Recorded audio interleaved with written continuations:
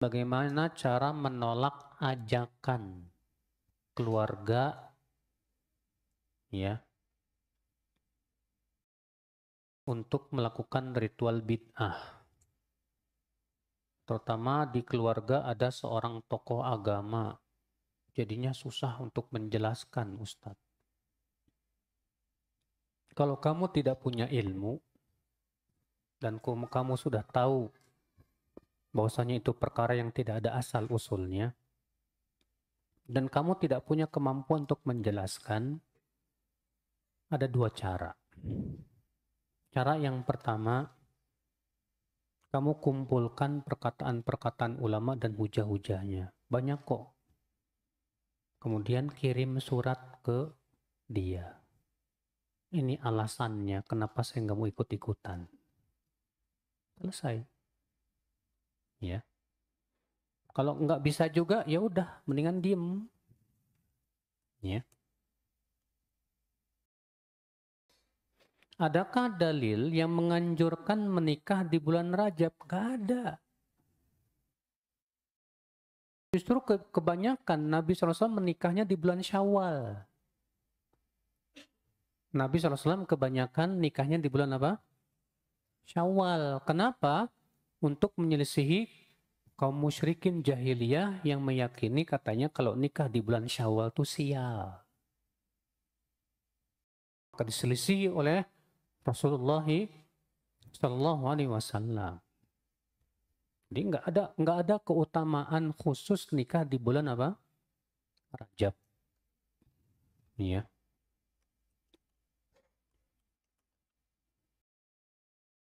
Bagaimana dengan fenomena akhwat yang sudah ditutup pakai niqab namun sering sekali mempostingkan foto atau video dirinya melalui medsos. Bahkan saat kajian atau setiap majelis ilmu yang didatangi selalu berfoto dan bervideo untuk mempostingnya seolah-olah ingin pamer. Saya nasihati akhwat, tinggalkan hal-hal seperti ini. Karena apa? Karena Allah ciptakan dirimu tuh indah. Allah ciptakan diri kamu itu memfitnah. Walaupun ditutupi, walaupun pakai cadar, kamu itu tetap menarik hati para laki-laki. Ya. Rasulullah SAW mengabarkan dalam hadis apa? Kata Rasulullah SAW, wanita itu datang dengan 4, pergi dengan 8. Maksudnya gimana? Setannya banyak, Mas. Sangat memfitnah maksudnya wanita itu. Sebutkan dalam hadis, idza kharajatil mar'atu min baitiha istasyrafaha syaitan. Apabila wanita keluar rumahnya, yang akan jadi pembimbing itu setan. Aqrabuhunna ilallah wa hunna fi qa'ri buyutihin. Dan wanita yang paling dekat kepada Allah yaitu yang mereka berada di rumahnya. Nah, sekarang kamu tinggalnya di rumah tapi fotomu kemana-mana, melanglang dunia. Ini jelas tidak sesuai. Allah mengatakan, wahai wanita, dengerin, jangan ngobrol ya. Allah mengatakan, waqarna fi buyutikun. Wahai wanita, tinggallah kalian di rumah kalian. Tinggal di rumah itu baik dengan diri maupun dengan segala sesuatunya. Tujuannya tinggal di rumah apa? Supaya terhindar dari fitnah. Lah kalau kamu tinggal di rumah tapi kamu selfie, foto kamu kemana-mana, itu bukan tinggal di rumah namanya. Masya Allah. Ya. Allah berfirman, wala yubdina zinatahun. Janganlah para wanita memperlihatkan perhiasannya. Kenapa Allah melarang para wanita memperlihatkan perhiasannya? Karena itu bisa apa? Memfitnah para laki-laki. Dan jangan pernah kamu berkata, salah situ laki-laki kenapa nonton, kenapa lihat ya PP saya atau status saya. Ya. Subhanallah, ini talbis iblis. Adanya kejahatan tuh karena adanya kesempatan. Kamu yang ngasih kesempatan. Sehingga laki-laki yang matanya jelalatan nggak betah. Maka wahai para wanita, kalau kamu ditanya, apa sih maksud kamu selfie-selfian gitu? Ya, buat ngajak orang ke majelis taklim. Apa seperti itu caranya? Kenapa kamu tidak bikin aja pengumuman ada kajian di Selacau atau di mana di sini kajian ini bersama Ustadz Fulan, yuk hadir, tanpa harus kamu memperlihatkan apa? Matamu yang lentik, ya, senyummu yang menawan, senyumanmu yang menyeringai. Maka wahai wanita, bertakwalah kalian kepada Allah. Ya. Cukuplah Allah yang tahu tentang diri kamu. Gak perlu kamu pengen kelihatan orang-orang. Gak perlu. Tapi kan ini cara saya berdakwah Ustadz untuk memperkenalkan cadar. Bukan seperti itu caranya. Bikin artikel tentang sunnahnya cadar. Bawakan dalil-dalil Al-Quran, hadis, dan yang lainnya. Sebutkan kenapa wanita disuruh pakai cadar. Karena disuruh untuk menyembunyikan kecantikannya. Sementara kamu malah memperlihatkan, nih saya pakai cadar, matanya lentik, Masya Allah. Ini gimana bertabrakan? Ya. Sebetulnya Pak, wanita yang suka selfie itu ada tersembunyi satu di hatinya. Apa? Syahwat. Ima syahwat ingin dilihat orang. Syahwat ingin kelihatan cantik kok. Atau ingin macam-macam dari sifatnya dunia. Ya.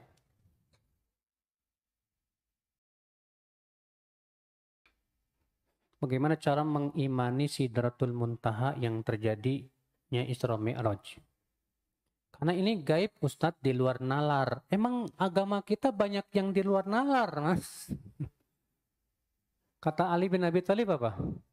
Lau kana dinu birra'yi, lakana asfal al-khuf awla bil masi min a'lah.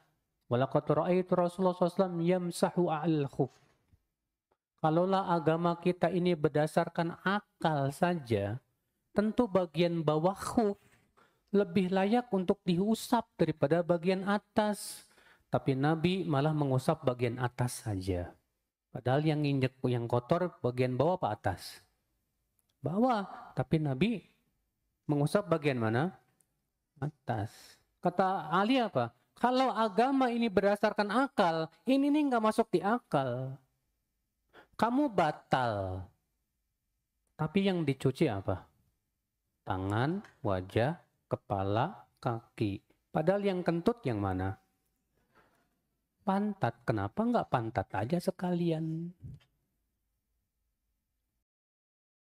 Ya akhi, agama kita ini masalahnya tidak diletakkan pada akal manusia. Kewajiban kita imani saja, yakini bahwa yang Rasulullah kabarkan pasti benar sekali. Jangan kamu punya persepsi begini, sesuatu yang mustahil menurut akal mustahil terjadi. Nggak bisa.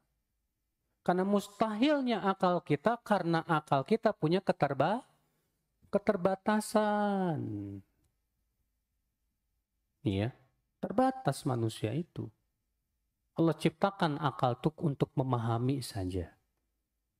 dan kemudian iman kita mengimani sesuatu yang tidak masuk di akal kita. Kita yakini bahwa yang dikabarkan oleh Rasulullah pasti benar. Dan tidak ada yang mustahil bagi Allah. Mudah semuanya bagi Allah Subhanahu wa taala. Ya.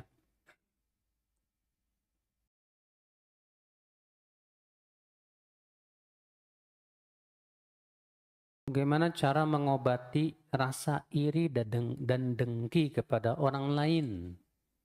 Caranya pertama, kalau kamu dengki atau iri sama orang, pertama ya, banyak doakan dia.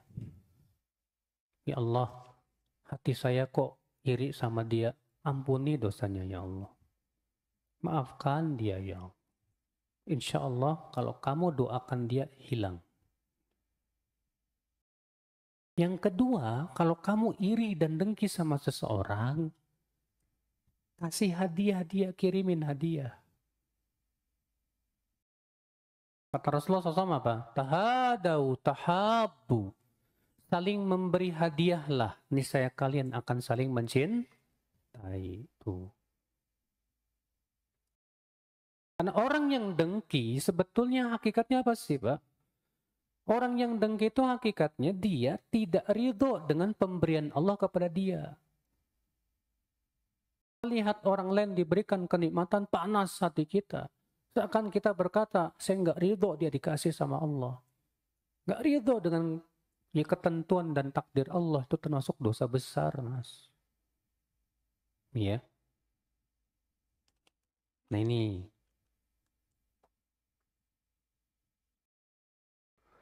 Bagaimana cara istiqomah dalam menuntut ilmu? Yang pertama, bertemanlah dengan teman-teman yang memang juga cinta ilmu, senang menuntut ilmu. Dan jauhi teman-teman yang kamu lihat dia males-malesan menuntut ilmu. Kalau kamu tahu ini teman kamu ini senangnya main game, ya males kalau nuntut ilmu, nggak usah dijadiin teman. Bahaya buat diri kamu. Yang kedua, minta kepada Allah, berdoa supaya Allah berikan kepada kita terus semangat untuk menuntut ilmu. Yang ketiga, sering membaca kisah para ulama tentang kesungguhan mereka dalam apa? Menuntut ilmu. Sebab dengan kita membaca, melihat, wah itu insya Allah kita jadi semangat lagi. Ya.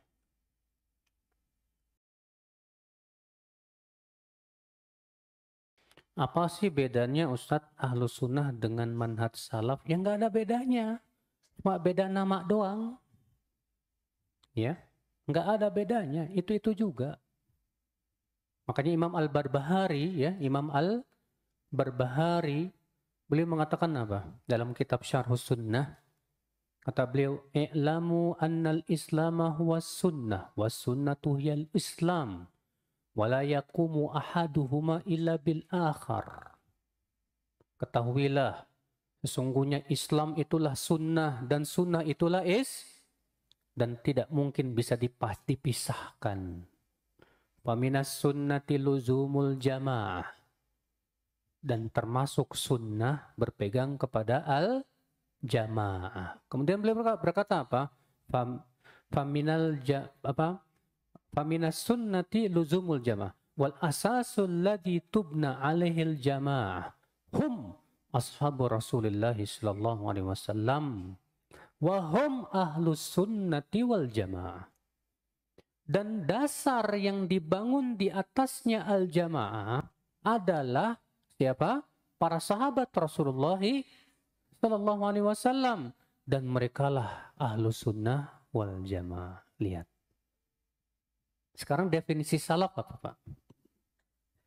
Salaf adalah, kata Imam Ghazali, salaf merekalah para sahabat Rasulullah sallallahu alaihi wasallam. Imam Barbahari mengatakan para sahabat itulah mereka ahlu sunnah wal jamaah. Jadi ada bedanya? Enggak. Cuma perbedaan nama doang. Ya, jadi nggak ada bedanya.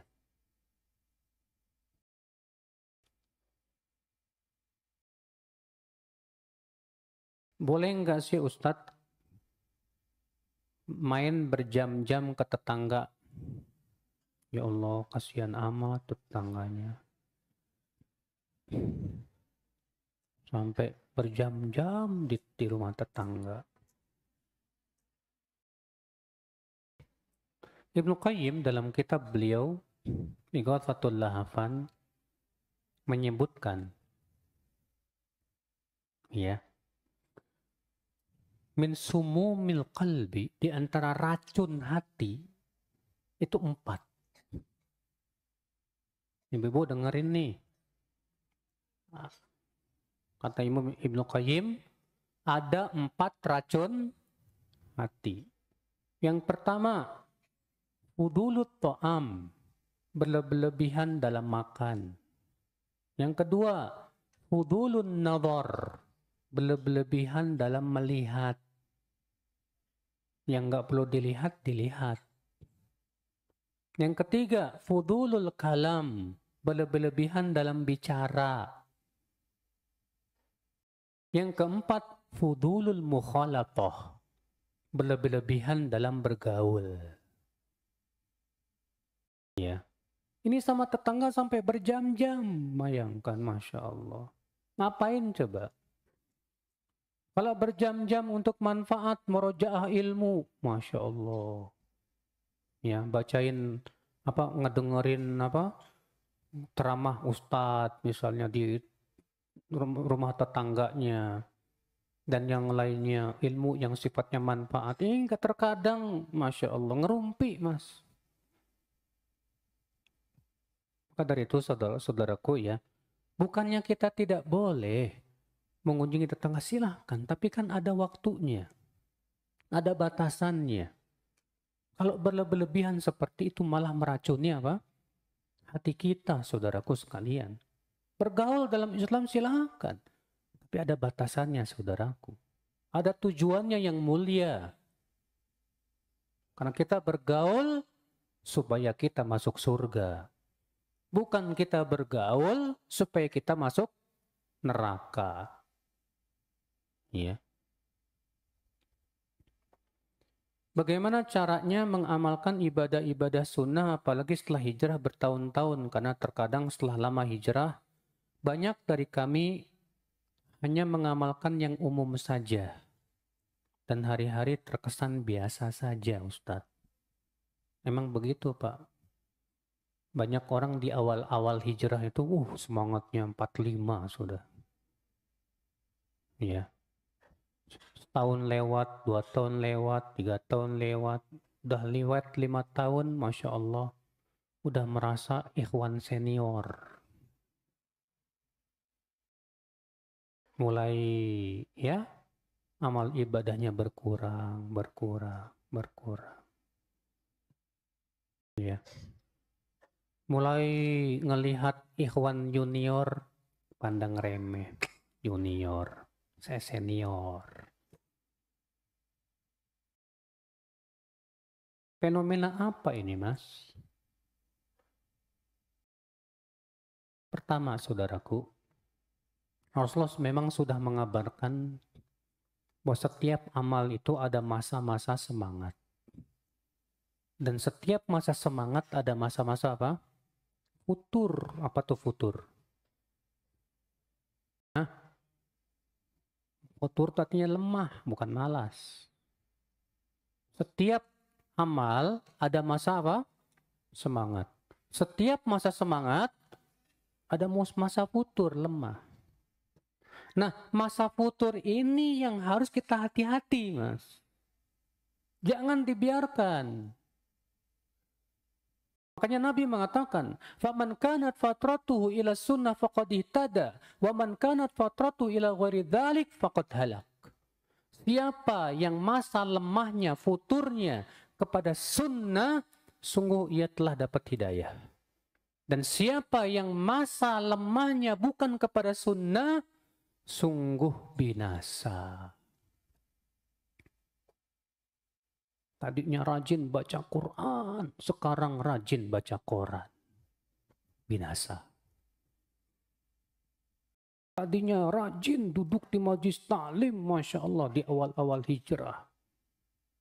Sekarang sudah mulai senang duduk nonton drakor. Musibah.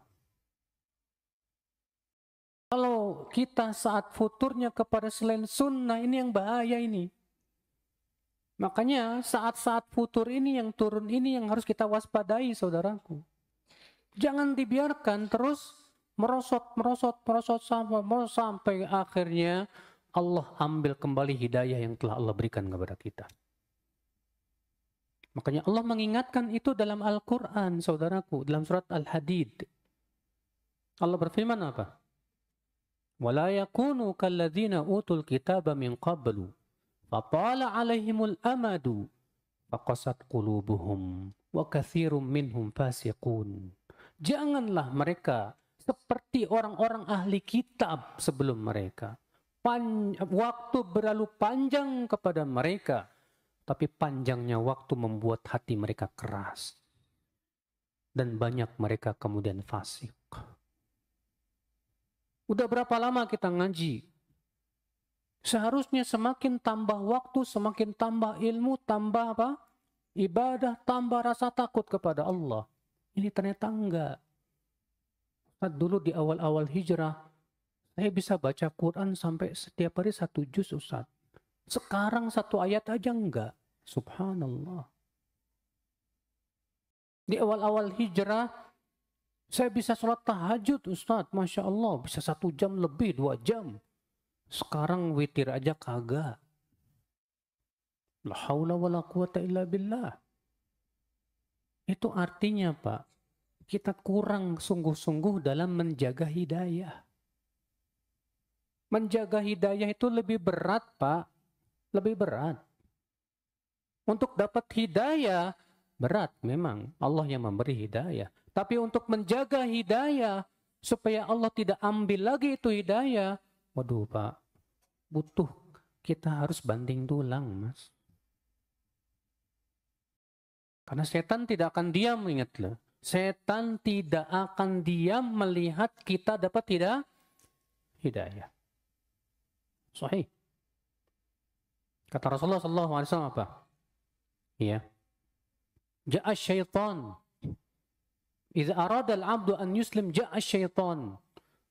Apabila seseorang hamba ingin masuk Islam, setan akan datang dan berkata, "Ngapain kamu masuk Islam? Nanti kamu akan begini dan begini. Kamu akan dijauhi oleh keluarga kamu dan yang lainnya." Kalau ia tetap masuk Islam, dia ingin berhijrah, setan datang lagi. "Ngapain kamu hijrah?" Ya. Setiap amal itu ada setan yang menggoda kita. Allah. Waspada, saudaraku. Kenapa kita bisa sampai turun terus? Karena terkadang kita kena penyakit yang disukai oleh setan, Mbak. Apa itu? Menganggap remeh. Menganggap apa?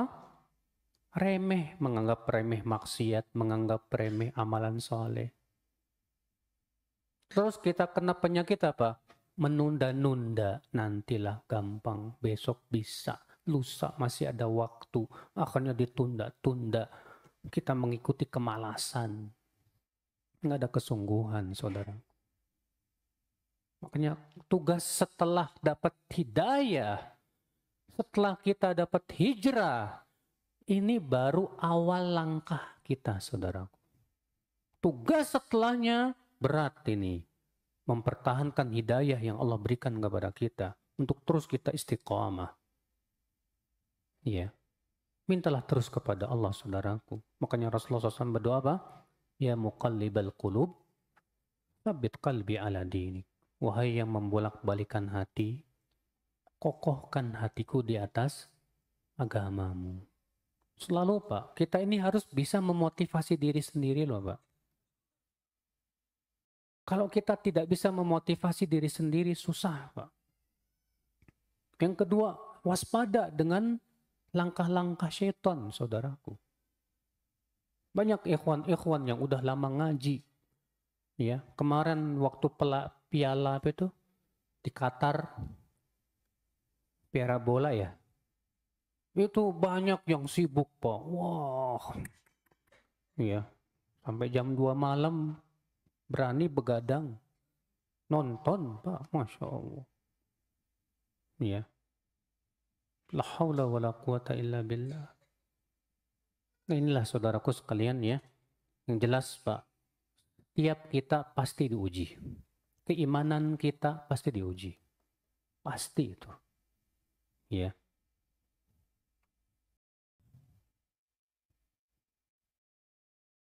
Di bulan apa saja yang baik untuk melaksanakan puasa sunnah? Setiap bulan baik. Makanya Nabi menganjurkan untuk setiap bulan puasa 3 hari. Rasul bersabda, Sum thalathata ayyam min kulli syahr. Berpuasalah tiga hari setiap apa? Bulan. Ya, Nabi menganjurkan itu. Juga Nabi menganjurkan puasa Kamis, Senin, dan Kamis. Nabi juga menganjurkan puasa Daud kalau kita mampu. Jadi setiap bulan kita dianjurkan banyak puasa. Memang. Ya.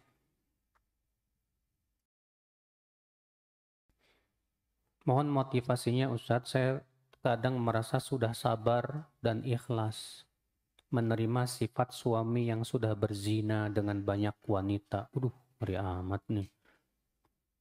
Dan alhamdulillah sekarang beliau sudah taubat, namun terkadang jika teringat membuat saya sakit dan merasa suami tidak mencintai saya. Saya mohon nasihatnya untuk diri saya, Ustadz. Memang berat untuk menerima kembali suami kayak gini. Kelakuan dia sampai berzina dengan banyak wanita. Siapa istri yang tidak sakit hati? Ya. Siapa istri yang tidak sakit hati melihat kelakuan? Sekarang alhamdulillah sudah taubat. Yakin tuh taubatnya benar. Karena Ibnu Qayyim mengatakan bahwa orang yang sudah pernah berzina setelah menikah susah meninggalkan. Karena zina setelah menikah itu jauh lebih nikmat, Pak, dibandingkan dengan apa? Zina sebelum menikah. Makanya dalam Islam apa, Pak? Dirajam. Dilemparin sampai mati. Kenapa? Karena itu diantara alasannya. Ibu lihat, kalau memang dia benar-benar taubat dengan taubat nasuha, minta kepada Allah, ya Allah berikan saya kekuatan untuk menerima laki-laki seperti ini. Kalau dia memang taubatnya taubat yang benar. Ya, dengan taubat yang nasuh. Walaupun saya tidak yakin dia taubat yang nasuh. Karena masalahnya dia sudah merasakan kenikmatan zina setelah ihsan menikah. Ya, berat itu untuk taubat, benar-benar taubat itu susah itu. Yang kedua, bantulah dia supaya dia tidak jatuh lagi kepada apa? Zina. Ya. Yang ketiga, kalau ternyata tidak ada cara lain kecuali dengan menyuruh dia menikah lagi, silahkan. Daripada dia apa? Zina. Cuman masalahnya Pak, banyak perempuan yang berkata begini, mendingan suami saya berzina daripada nikah lagi. Ini yang musibah nih zaman sekarang. Ya. Ya. Ustadz ketika mengatakan suatu amalan bid'ah, kenapa tidak dengan sabda Nabi, tapi dengan perkataan ulama? Karena Nabi sudah memberikan kaidah.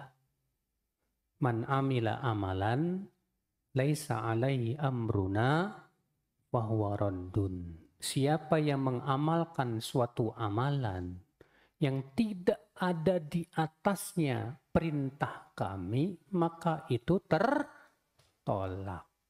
Cuma Pak, Untuk menilai ini bid'ah atau tidak, bukan perkara yang mudah.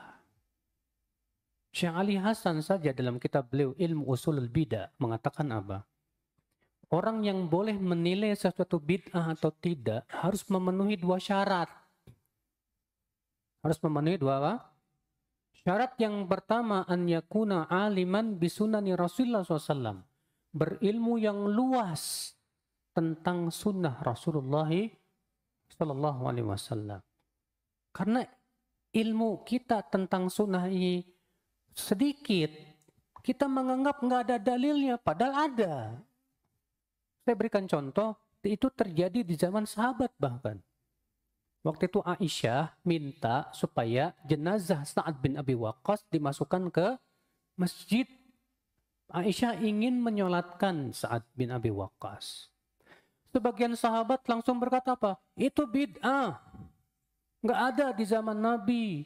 Bahwa Nabi menyolatkan jenazah di dalam masjid. Nabi itu menyolatkan jenazah di luar masjid. Apa kata Aisyah? Sangat tergesa-gesa sekali mereka mengatakan itu bid'ah. Bukankah di zaman Rasulullah pernah menyolatkan dua anak baydha di dalam masjid, kata Aisyah. Jadi kata Syekh Ali ini menunjukkan orang yang ingin menilai suatu itu bid'ah atau bukan harus dia punya ilmu yang luas tentang sunnah Rasulullah SAW. Ini baru belajar Bulughul Maram aja udah pinter bid'ah. Belum Sahih Bukhari, Muslim, Abu Daud, Tirmizi, Nasai, Imam Ahmad. Ini sunnah Rasul, hadis Rasul itu banyak banget, Pak, ratusan ribu. Yang kedua, syarat yang kedua kata Syekh Ali apa? An yakuna mulimman bi ilmi usulil bidah. Beliau betul-betul menguasai ilmu untuk menilai sesuatu itu apa? Bidah. Ada ilmunya? Ada. Lah, kalau semua orang, Pak, mudah mengecap enak seenaknya nih bid'ah. Berapa banyak nanti sunnah Nabi akan dianggap apa? Bid'ah. Hanya karena ketidaktahuan dia. Sekelas ulama besar saja sungguh sangat berhati-hati. Antum tahu Syekh Albani, seorang ahli hadis yang pengetahuan hadisnya banyak sekali, Masya Allah. Ketika dalam permasalahan yang disebut, yang menjadi khilaf para ulama tentang hukum apa? Hukum sholat jamaah kedua setelah jamaah pertama. Syekh Albani mengatakan makruh karena merajikan pendapat Imam Syafi'i dalam hal ini. Lalu muridnya yang bernama Syekh Masyhur Hasan Salman berkata, wahai Syekh, kenapa engkau tidak mengatakan haram? Karena aku melihat dalil-dalilnya kuat sekali menunjukkan keharaman. Kata Syekh apa? Laisa li salafun fi hadha. Saya nggak punya pendahulu ulamanya. Jadi saya nggak berani. Masya Allah. Syekh Utsaimin ketika ditanya tentang berudhiyah untuk khusus untuk mayat. Berkorban untuk apa? Mayat. Kata beliau apa? Aku tidak mengetahui ini dilakukan oleh salafus saleh. Tidak sahabat, tidak tabi'in, tidak pula tabi'ut tabi'in. Tapi untuk menghukumi itu bid'ah juga saya nggak berani. Itu ulama, Pak. Ya, berhati-hati banget. Kita terkadang begitu sangat apa? Mudah mencap dan menilai ini apa? Bid'ah. Itu bid'ah. Lah ya akhi, hati-hati. Makanya kenapa ya untuk mencap itu bid'ah itu kita harus melihat ada nggak ulama yang berpendapat demikian, karena tadi syaratnya berat. Bukan masalah sepele ini. Bukan apa? Bukan masalah betul. Nabi mengatakan siapa yang beramal dengan amalan yang tidak ada perintahnya dari kami. Tapi kan untuk mengetahui ada nggak perintah atau tidak, harus menguasai banyak hadis tidak? Harus itu. Nggak sembarangan, Mas. Ya. Makanya para ulama terdahulu saja sampai berselisih. Apakah ini termasuk sunnah atau termasuk bid'ah atau tidak? Ya, ada yang mengatakan bid'ah, ada yang mengatakan enggak. Karena itulah, karena mereka berhati-hati dalam masalah ini. Ya.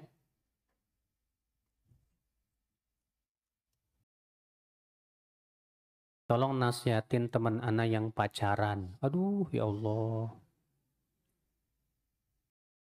Pacaran, Mas. Kamu itu tertipu, Mas. Pacaran itu hanyalah kamuflasenya syaitan. Ya. Apa sih manfaatnya pacaran sama kamu? Kalau kamu berkata, kalau nggak saya pacarin nanti diambil orang. Saya mau tanya sama kamu, kamu yakin bahwasanya dia yang terbaik buat kamu di sisi Allah? Kalau kamu yakin bahwa Allah yang lebih tahu daripada kita, yang kita lihat itu baik belum tentu di sisi Allah apa? Baik. Yang kedua, ya, apa alasan kamu pacaran? Enak. Zina. Zina pacaran itu saudaraku. Kata Rasulullah SAW apa? Mata berzina, zinanya apa? Lihat. Hati berzina, zinanya apa? Ya tadi. Coba pikirkan sama kamu dengan akal waras kamu, hai yang senang pacaran. Dan biasanya apa? Orang yang lagi pacaran, akal warasnya itu hilang. Sahih. Susah banget dinasehatin. Kenapa, Pak? Karena akalnya sudah rusak oleh syahwat. Pikirkan oleh kamu. Kalau kamu pacaran, kamu yakin itu sudah jodoh kamu? Belum tentu. Banyak orang yang pacaran, putus di tengah jalan. Kalau Allah tidak takdirkan dia jodohmu, nggak bakalan. Walaupun kamu pacaran 10 tahun lamanya. Yang kedua, pacaran kamu sudah jelas dosanya. Sudah jelas dosanya itu. Sementara belum tentu dia jadi apa? Istrimu. Yang ketiga, hatimu pun juga tidak bisa khusyuk untuk mengingat Allah. Kamu selalu ingat dia aja. Mau makan ingat dia. Mau minum ingat dia. Sampai-sampai mau juga ingat dia. La haula wa la quwata illa billah. Sedangkan Allah mengatakan apa? Wala dzikrullahi akbar. Dan mengingat Allah itu yang paling besar. Sedangkan kamu berkata, mengingat si dia itu yang terbesar. Sehingga bukan lagi Allah yang terbesar di hatimu. Ya. Kamu akan selalu berdusta dalam cintamu kepada Allah Rabbul Izzati wal Jalalah. Karena orang yang cinta kepada Allah dan melebihi cintanya dari segala sesuatu, seharusnya dia lebih banyak mengingat Allah Subhanahu wa Ta'ala. Jadi gimana dong Ustadz? Saya sudah jatuh cinta banget sama dia. Datang ke rumahnya, ke bapaknya, bilang, Pak, saya ingin jadi mantumu. Ya, saya ingin jadi mantu kamu. Saya mau melamar, mau nikah. Kata Ibnu Qayyim, obat yang paling mujarab dari dua sejoli yang saling mencintai hanyalah satu, nikah. Udah nikah aja. Belum berani Ustadz. Ya jangan berani pacaran. Kalau belum berani menikah, jangan pernah berani pacaran. Jangan pernah berani masuk neraka, wahai saudaraku. Iya. Bagaimana caranya menghadapi orang yang sering menghina dan merendahkan kita? Senyumin aja. Gak usah dipikirin. Karena apa? Hinaan dia tidak akan membahayakan kamu.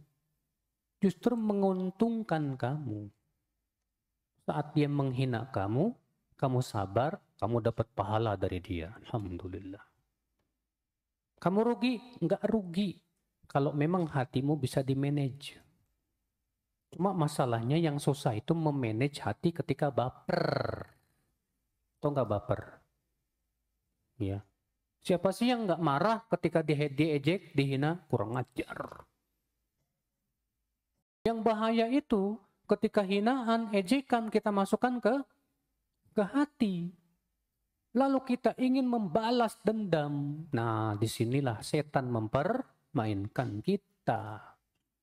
Tapi kalau dihina, diejek, kita diemin aja, cuekin. Ya. Bilang ke dia, saya nggak rugi kok diejek kamu. Justru saya dapat pahala dari kamu. Silakan kau ejek 1000 kali. Aku dapat pahala darimu 1000 kali. Bilang ke dia begitu. Biar dia dengar sekalian. Capek kamu itu ngejek saya. Iya. Iya betul. Makanya Rasulullah SAW sabda apa? Kata Rasulullah SAW. Idza ayyaraka ya bi amrin ya'lamuhu fika. Kalau ada orang yang menjelek-jelekan kamu dengan aib yang memang dia tahu ada diri kamu, fala tu'ayyirhu bi amrin ta'lamu fih. Jangan kamu balas dengan menjelek-jelekan. Jangan kamu balas dengan menjelek-jelekan dia dengan aib yang kamu tahu ada pada diri dia. Wada' wabaluhu alaih. Biarkan dia yang menanggung dosanya dan pahalanya untuk kamu. Masya Allah. Jadi orang yang menghina kita, menjelek-jelekan kita, yang dosa siapa? Dia. Yang dapat pahala siapa? Kita. Jadi sebetulnya kita rugi nggak? Nggak rugi. Rugi itu kalau dimasukkan kemana? Ke hati. Lalu kita baper, lalu kita balas. Akhirnya kita jadi sama-sama dapat dosa. Ya udah, biarin aja. Cuekin. Ya.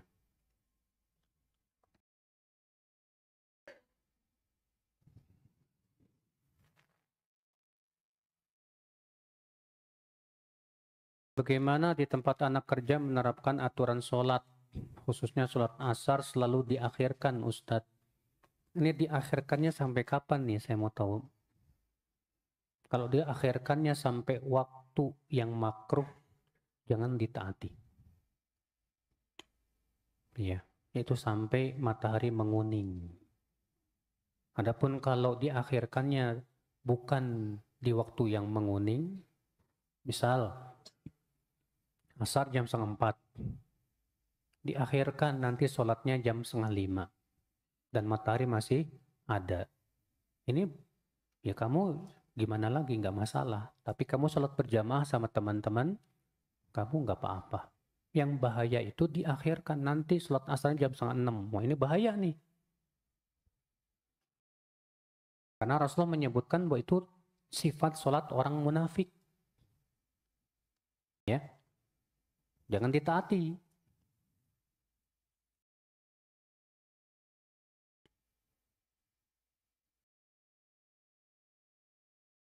Kalau ana beramal soleh di hadapan orang lain, hati ana tidak bermaksud ria. Tapi orang-orang menganggap ana orang ria, Ustadz. Apakah termasuk orang yang ria ana ini?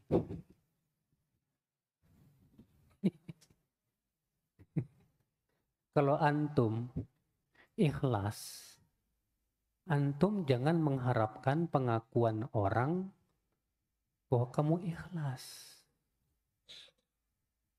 Jadi kalau ada orang nganggap kamu ria, biarin aja, cuekin. Bilang ke dia, saya beramal tuh bukan ngarepin pengakuan kamu ya mas. Saya hanya mengharapkan ridha Allah. Udah, kamu mau tuduh saya ria nggak ria, saya nggak butuh kamu kok. Ya. Adapun kalau kita ikhlas, terus pengen diakui keikhlasan kita, itu tandanya nggak ikhlas. Tanda ikhlas itu kata para ulama apa? Istawa fihi dzam wal madah. Tanda orang ikhlas itu sama saja. Dipuji, dicela, tidak berpengaruh.